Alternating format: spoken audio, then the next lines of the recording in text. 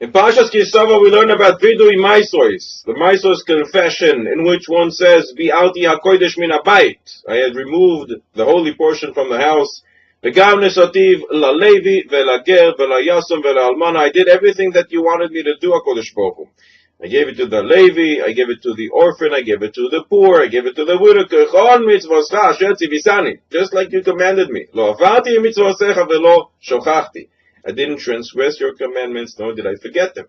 Lo achalti be'oni mimeno, I didn't eat them when I was a mourner, ve'lo bi'alti mimeno betameh, nor when I was impure. Ve'lo nosati mimeno lemes, shomati b'kol Hashem Elokai. Asisi kechol asher tzivisani. I listened to you, HaKodesh Baruch Hu. I did exactly as you commanded me. And the question is clear. This is called vidui ma'asros, a confession. Normally in confession, we say, I did terrible things. I made mistakes. I am wrong. I sinned. Here we say we did everything right. I did exactly as you asked, Hashem. Where is the confession? Explains the Seforno. Before the sin of the golden calf, the Bechorim, the firstborns, were supposed to be the ones serving in Beis HaMikdash.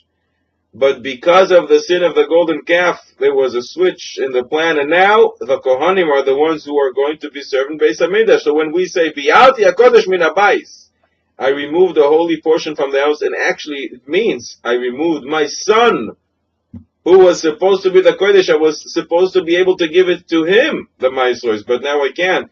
Now, v'gam nesotiv lalevi, now I have to give it to the Levi, the son of the tribe of Levi, that is the Koyanim.